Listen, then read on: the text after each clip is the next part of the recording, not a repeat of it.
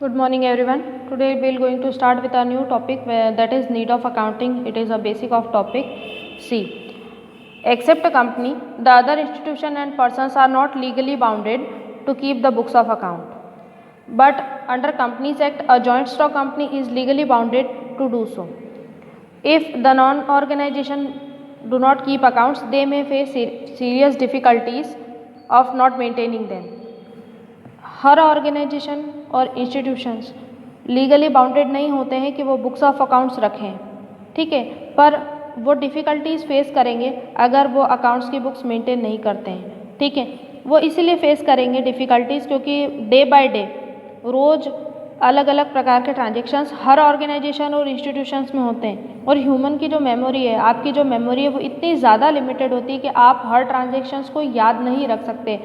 इसीलिए अगर कोई ट्रांजेक्शन आपके माइंड से स्लिप हो जाएगा तो जो आपका फाइनेंस है वो जो आपका जो कैश की जो पोजीशन है वो सही नहीं आएगी और इसीलिए आप डिफ़िकल्टीज़ फेस करेंगे, ठीक है। क्योंकि ये ज़रूरी नहीं होता है कि आप यही भूलें कि आपने क्या कहाँ कहाँ खर्च करा है कैश, पर यह हो सकता है कि आप इनकम भी भूल जाएं, आप ये भूल जाएं कि किस किस व्यक्ति ने आपको पैसे दिए थे। मान लीजिए कि अगर आपका कोई स्कूल है और वहाँ पे 50 स्टूडेंट्स आते हैं फ़ीस भरने, तो क्या आप याद रख सकते हैं कि कौन कौन से स्टूडेंट कौन कौन सी क्लास के आपको फ़ीस सबमिट करके गए थे? नहीं, ये पॉसिबल नहीं होता। या मान लीजिए कि आपकी एक कंपनी है और उस कंपनी को आप या कोई इंस्टीट्यूशन है और उस कंपनी में आप अगर सैलरी डिस्ट्रीब्यूट कर रहे हैं या ऑर्गेनाइजेशन में अगर आप सैलरी डिस्ट्रीब्यूट कर रहे हैं, आपके ऑर्गेनाइजेशन में 500 एम्प्लॉयज़ हैं, ठीक है, और अगर 500 एम्प्लॉयज़ में से अगर आप 100 एम्प्लॉयज़ को भी सैलरी बांटते हैं तो क्या आप एग्जैक्टली ये बता सकते हैं कि आपने किस किस एम्प्लॉय को कितनी कितनी सैलरी बांटी है? तो ये इस तरह की कुछ डिफ़िकल्टीज़ होती हैं जो हर ऑर्गेनाइजेशन फेस कर सकता है अगर वो प्रॉपर अकाउंटिंग रिकॉर्ड्स को मेंटेन नहीं करेगा। But if you keep the accounting records then you will enjoy the benefits of doing so. अगर आप अकाउंटिंग रिकॉर्ड्स मेंटेन रखते हैं तो आपको बेनिफिट ज़रूर मिलेगा उसको रखने का, ठीक है। अब देखिए ऐसा क्यों कहा गया है कि आपको अकाउंटिंग रिकॉर्ड्स मेंटेन करने ज़रूरी होते हैं। तो देखिए पहला है लिमिटेड मेमोरी।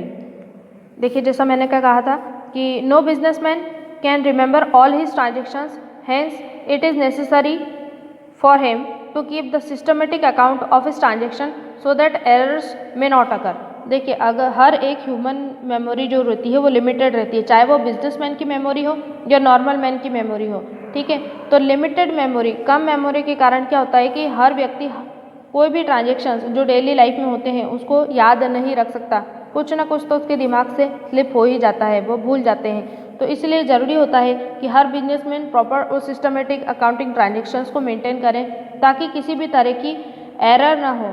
मैंने इसमें एरर बोला है, एरर का मतलब होता है गलतियाँ, ठीक है, मिस्टेक ना हो, इसीलिए हम अकाउंटिंग रिकॉर्ड को प्रॉपर मेंटेन करते हैं। दूसरा है नॉलेज ऑफ प्रॉफिट और लॉस।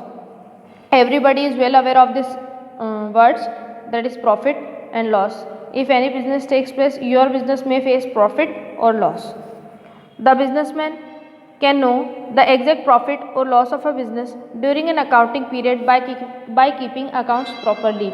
अगर बिजनेसमैन एक प्रॉपर अकाउंटिंग रिकॉर्ड्स को मेंटेन करेगा तो उसको एग्जैक्ट प्रॉफिट या एग्जैक्ट लॉस का पता लग सकता है, ठीक है। अगर वो प्रॉपर अकाउंटिंग रिकॉर्ड्स मेंटेन नहीं करेगा तो वो ये नहीं बता पाएगा कि उसका जो प्रॉफिट है वो एग्जैक्ट कितना हो रहा है और जो लॉस है वो कितना हो रहा है। जैसे yesterday I have told you the story of Ayush, so he is also facing the same problem because he did not know the exact profit or loss or the position of cash in his business.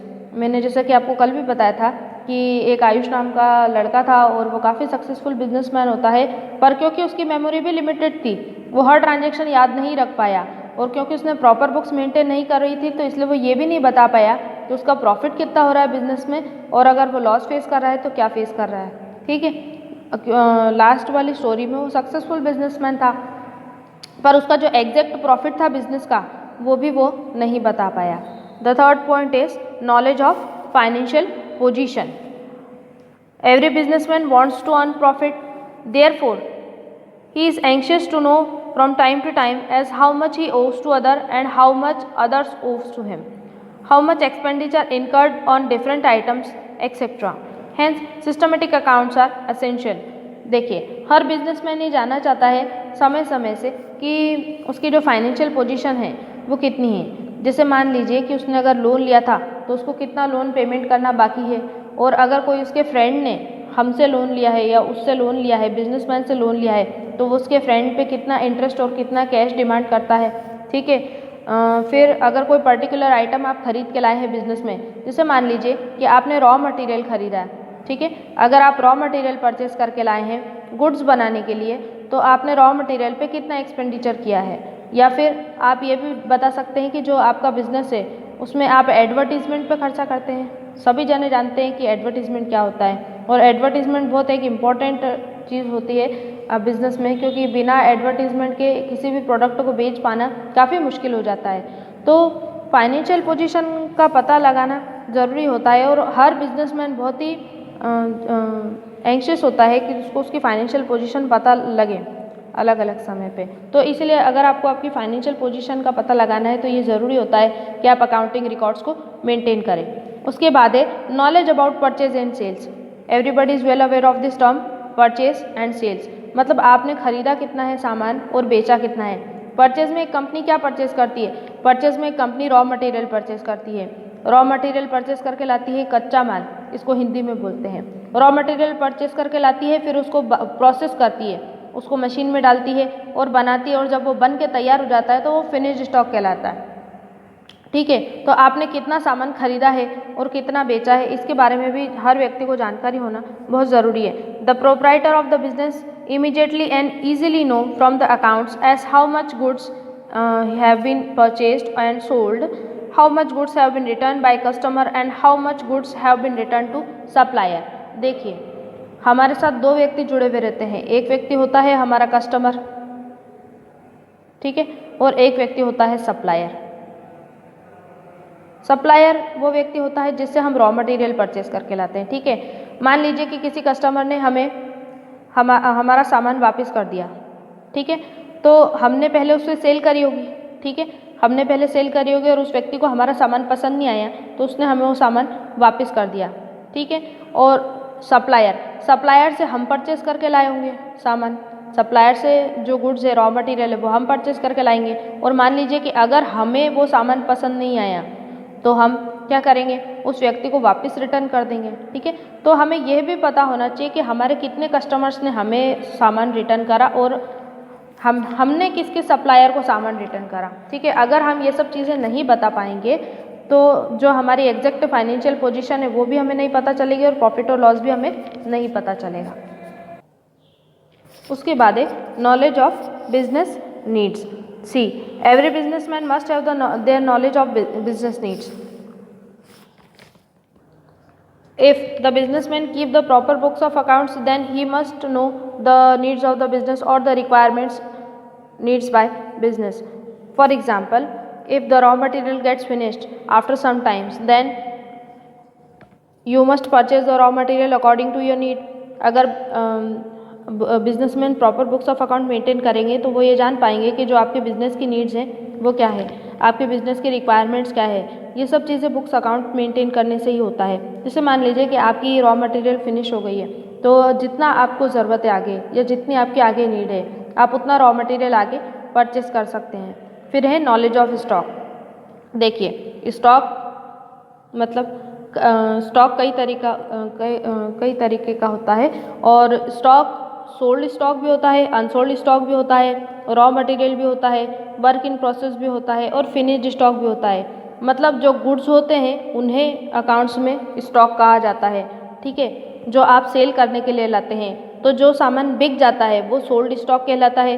जो सामान नहीं बिका है वो unsold stock कहलाता है। और stock बनाने के लिए जो 3 तरह के स्टॉक होते हैं वो ये होते हैं। पहला है रॉ मटेरियल। रॉ मटेरियल मतलब वो कच्ची सामग्री जो आप बाजार से परचेज करके लाए थे। That raw material which has been purchase from the market to converted into a finished stock. After raw material gets process it will converted into finished stock. देखिए,